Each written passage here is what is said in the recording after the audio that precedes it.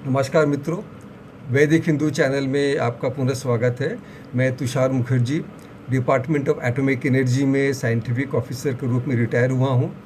अभी 1 दिसंबर को गीता जयंती का पर्व गया और अभी चारों ओर सब जगह बहुत जगह गीता का पठन पाठन पारायण और उस पर व्याख्यान आदि हो रहा है।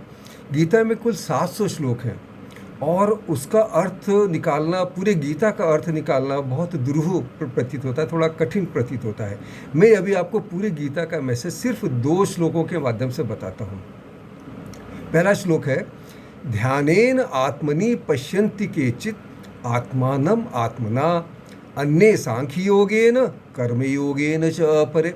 तो भगवान श्री कृष्ण ने भगवद गीता में ईश्वर दर्शन के लिए मुक्ति के मार्ग के रूप में 3 मार्ग बताए हैं।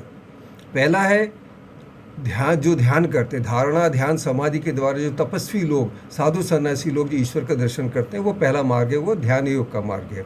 दूसरा मार्ग क्या है? सांख्य योग। सांख्य योग मतलब ज्ञान योग, जिसमें ये प्रयास किया जाता है कि हमारे अंदर जो सत्व रज तम गुण है, उसमें तमोगुण और रजोगुण जो हमसे निकृष्ट काम कराते हैं, उनको धीरे धीरे कम किया जाए और सत्व गुणों को आगे बढ़ाया जाए।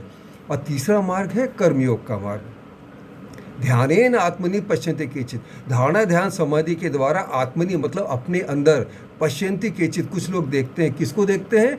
आत्मानम आत्मना, आत्मा को देखते हैं। आत्मा यहाँ पे ईश्वर के लिए आया है। ईश्वर को देखते हैं। कैसे देखते हैं? आत्मना, अपने द्वारा।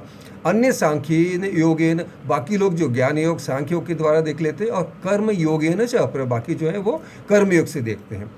अभी ये 3 मार्ग तो इन्होंने बता दिए, लेकिन मनुष्य के लिए श्रेष्ठ मार्ग कौन सा है, इसके बारे में भी उन्होंने बताया है।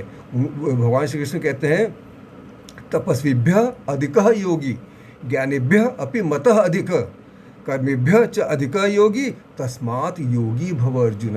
मतलब तपस्विभ्य अधिक योगी का मतलब क्या? तपस्वी जो धारणा ध्यान समाधि के द्वारा ईश्वर का दर्शन कर रहे हैं, उससे अधिक कौन है? योगी। यहाँ पे योगी शब्द जो है कर्म योगी के लिए आए, क्योंकि तपस्वी तो धारणा ध्यान समाधि वाले तो तपस्वी हो गए। ज्ञानिभ्य जो हो गए, जो ज्ञान सांख्य योग के द्वारा चलते हैं, ज्ञान योग के मार्ग के द्वारा चलते हैं। तो इसके लिए जो योगी शब्द है यहाँ पे कर्मयोगी के लिए आया है। और वैसे भी भगवद गीता में योगी शब्द का ज़्यादा करके तात्पर्य कर्मयोगी से लगाया गया है, कर्मयोग के रूप में वो प्रयुक्त हुआ है। तो तपस्वीभ्य अधिक योगी, जो तपस्वी धारणा ध्यान समाधि करते हैं, उनसे भी कर्मयोगी श्रेष्ठ है। ज्ञानिभ्य अपि मतः अधिक, ज्ञानिभ्य से भी उसको श्रेष्ठ माना गया है।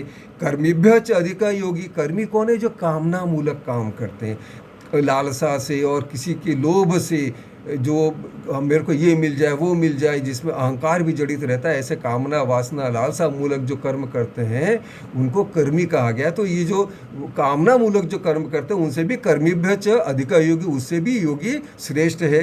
तस्मात् योगी भव अर्जुन।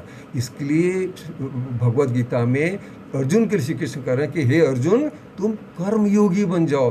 कर्मयोगी कौन है? जो निष्काम कर्म करता है, जो अपने सब कर्मों को ईश्वर को अर्पण कर देता है। अभी आज के ज़माने में हम सब पे एप्लीकेबल है, हम सबको भी कर्मयोगी बनना चाहिए। और कर्मयोगी क्या करता है? वो ईश्वर को अर्पण करता है। अब हम ईश्वर को कहाँ अर्पण करेंगे? तो उसके लिए भी गीता में कहा गया है कि मम एव अंशः जीवलोके जीवभूत सनातन, मेरा ही अंश सारे जो जीवलोक है, जो प्राणी समुदाय है, वो मेरा ही अंश है। मतलब ईश्वर सब प्राणियों में अंश रूप में विद्यमान है। जितने भी प्राणी हैं वो ईश्वर के ही स्वरूप हैं। तो अपने जो कर्म है, उनके कर्मफल आप इस प्राणी जगत को अर्पण कर दीजिए। सारे प्राणी जगत में निस्वार्थ भाव से कर्म करके उसके कर्मफल प्राणियों को अर्पित कर दीजिए। ये कर्मयोग का मतलब है, जो आज के लिए भी, आज के ज़माने में भी हम सबके लिए एप्लीकेबल है। आप सबको ये वीडियो देखने के लिए बहुत बहुत धन्यवाद। आप वैदिक हिंदू चैनल को लाइक कीजिए, सब्सक्राइब कीजिए। हम भगवद गीता के बारे में और श्लोकों के अर्थ आपको बताएंगे। आप सभी का कल्याण हो। नमस्कार।